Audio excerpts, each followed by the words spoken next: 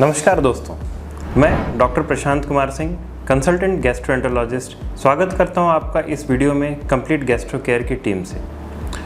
तो हमारे पिछले वीडियो में हम बात कर रहे थे IBS यानी इरिटेबल बाउल सिंड्रोम के बारे में। हमने बात किया कि भाई IBS अवेयरनेस मंथ क्यों मनाया जाता है, इसकी महत्ता क्या है, और अप्रैल का ये जो पूरा महीना डेडिकेट किया गया है इसमें IBS से जुड़ी और भी बहुत सारी बातें की हमने। लेकिन इसके बावजूद भी बहुत सारे ऐसे प्रश्न होते हैं जो आपके मन में आते होंगे इस बीमारी को लेके। इसके लिए हमने हमारे जितने भी इसके पेशेंट्स हैं उनसे बात करके टेलीफोनिकली और या तो जब हमारे पास आए विजिट में तो चर्चा करके उनके जो कॉमन क्वेरीज थी उनको एक जगह इकट्ठा किया, और कोशिश करूँगा कि उन सारी चीज़ों का जवाब इस वीडियो के ज़रिए मैं दे सकूं। और हो सकता है कहीं ना कहीं अगर आपके मन में इससे रिलेटेड कोई सवाल हो तो शायद इन सवालों के बीच में वो भी कवर हो जाए। तो इसी के साथ चालू करते हैं आज का यह वीडियो, जो कि होगा प्रश्न और उत्तर के तौर पर।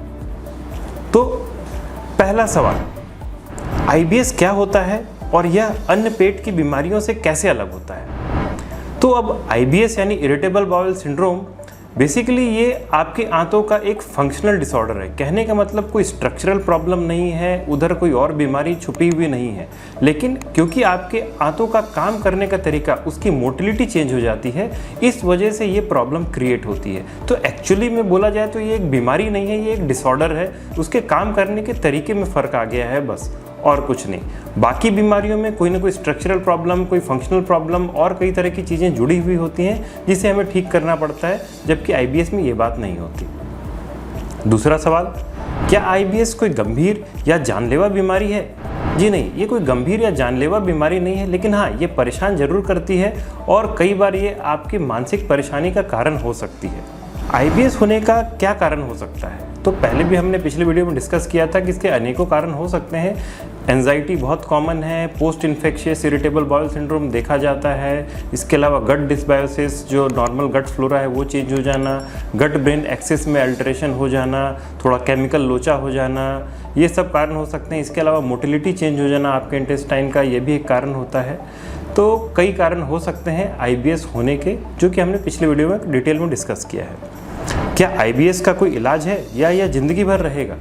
तो IBS का इलाज तो है, लेकिन इसको कंट्रोल करने के तौर पे इसको जड़ से मिटाया जा सकता है, ये अभी मैं श्योरली नहीं कह सकता। हाँ, कई लोगों में ये देखा गया है जो पोस्ट इन्फेक्शियस IBS होते हैं खास तौर पे, उन पे ये 2-3 साल में ऑटोमेटिकली कंट्रोल में आ जाती है। लेकिन कुछ लोगों में जिनमें एंजाइटी इनहेरेंट टेंडेंसी होती है, उन लोगों में ये बीच बीच में घटती बढ़ती रहती है। अगला सवाल जो है वो है IBS और IBD में क्या फ़र्क होता है। तो जो IBS होता है, IBS यानी इरिटेबल बाउल सिंड्रोम, जबकि IBD यानी इन्फ्लेमेटरी बाउल डिजीज़।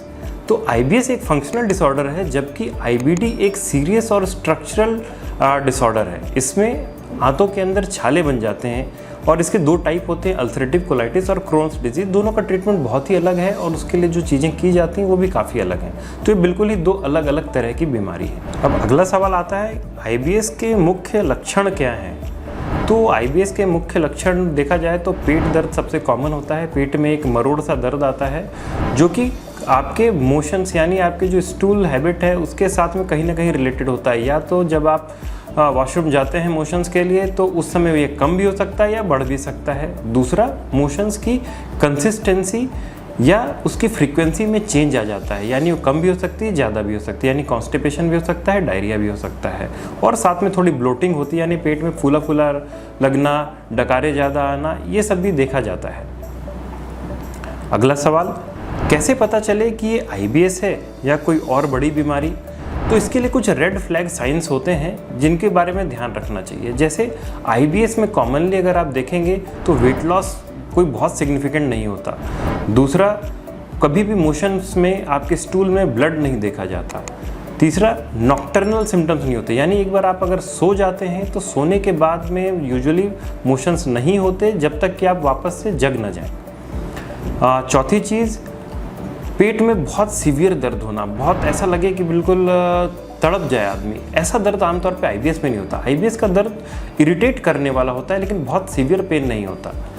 तो ये कुछ चीज़ें हैं जो अगर होने पे आपको इमीडिएटली डॉक्टर से कंसल्ट करना चाहिए कि ये वाकई IBS है या कोई और दूसरी बीमारी तो नहीं। आईबीएस की जांच के लिए कौन कौन से टेस्ट कराने पड़ते हैं, अब ये सवाल जो है इसके बारे में हमने बात की थी कि आईबीएस के लिए जो टेस्ट होते हैं कुछ सिंपल ब्लड टेस्ट किए जाते हैं और कोलोनोस्कोपी की जा सकती है, ज़रूरत पड़ने पे एंडोस्कोपी की जा सकती है, कभी कभी सीटी स्कैन का सहारा लिया जा सकता है। ये सब इसलिए किया जाता है कि हम कहीं कोई और बीमारी मिस ना कर दें, ये इसलिए किए जाते हैं, ना कि आईबीएस को प्रूव करने के लिए। तो एक्चुअली टेस्ट किए जाते हैं आईबीएस को डिसप्रूव करने के लिए, अगर कुछ पॉजिटिव आ जाए तो, और अगर कुछ पॉजिटिव नहीं मिलता तो आखिरी में जो आपकी डायग्नोसिस बनती है वो आईबीएस की बनती है। क्या आईबीएस से वजन बढ़ सकता है या वजन घट सकता है?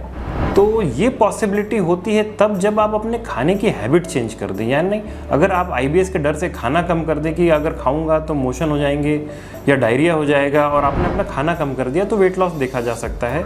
या कई बार अगर आप एंजाइटी के साथ रहते हैं तो कई बार आप ज़्यादा खाने भी लगते हैं उस एंजाइटी या डिप्रेशन से उभरने के लिए, और उस वजह से वजन बढ़ सकता है। तो पर से आईबीएस की वजह से नहीं घटता या बढ़ता, लेकिन हाँ अगर आपने खाने का तरीका बदल दिया है तो ये दोनों चीज़ें हो सकती हैं। मेरे लक्षण कभी कभी ठीक हो जाते हैं और फिर लौट आते हैं, ऐसा क्यों?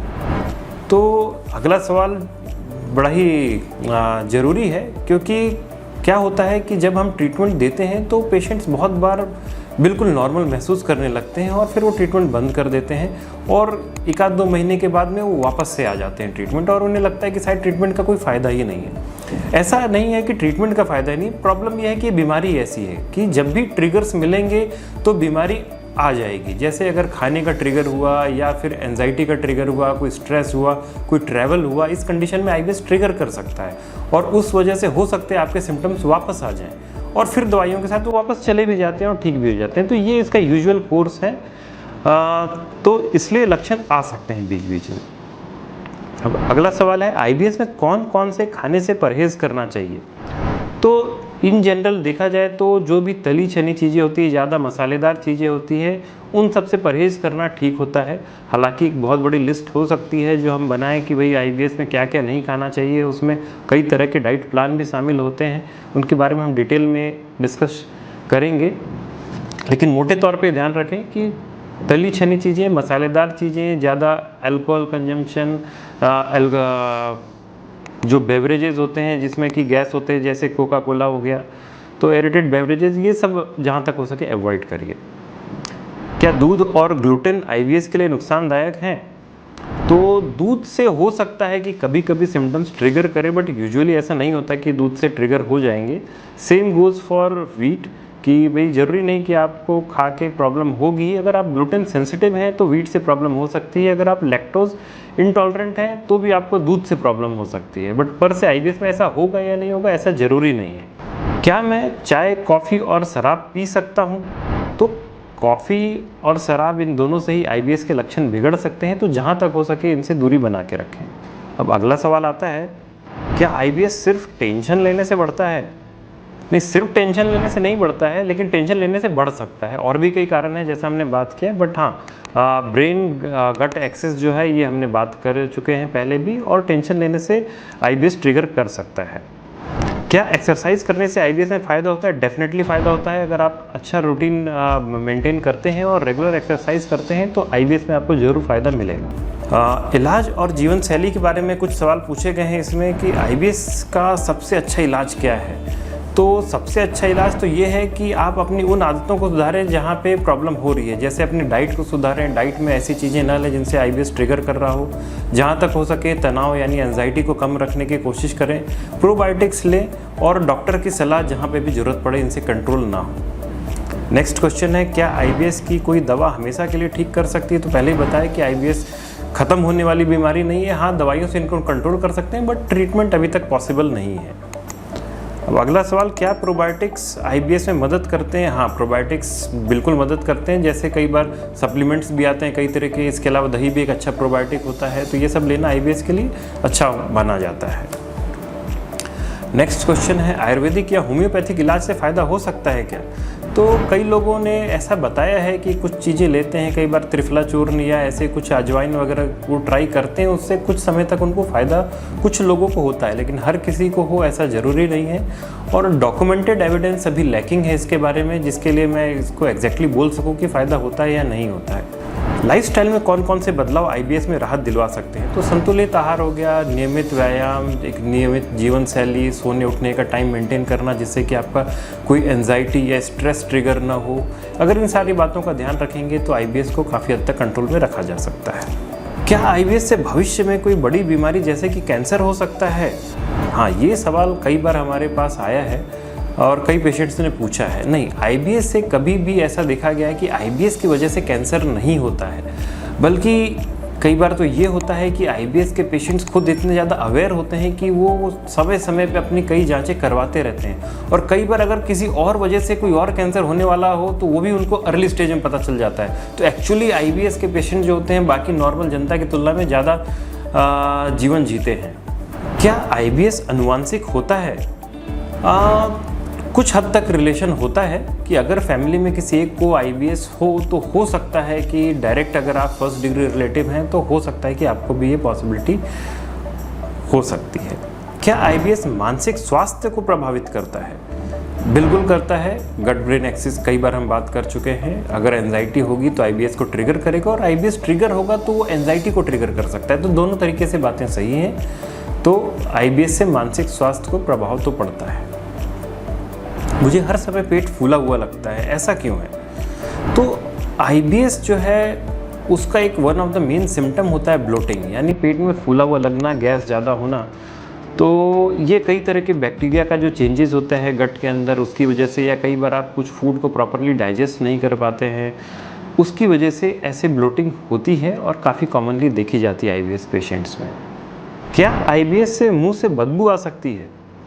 कभी कभी ये हो सकता है कि अगर आपका डाइजेशन ख़राब हो, पेट के अंदर में बैक्टीरिया ज़्यादा काम कर रहे हों, फर्मेंटेशन ज़्यादा हो रहा हो आपने जो खाना खाया है, तो हो सकता है कि थोड़ी बदबू आए सांस में। लेकिन ये ऐसा हमेशा हो ऐसा कोई ज़रूरी नहीं है, ना ही ये एक वेरी इम्पॉर्टेंट सिम्टम भी नहीं है ये आईबीएस का।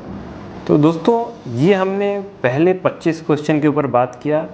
मेरे पास 25 क्वेश्चनों की लिस्ट और आ गई है और इसके बारे में हम फर्दर डिस्कशन करेंगे। आईबीएस के ऊपर जहाँ तक हो सके पूरी चर्चा करेंगे और उसके लिए इंतज़ार कीजिए मेरे अगले वीडियो का। और इस पूरे महीने में हम आईबीएस पे जीत पा के रहेंगे। नमस्कार।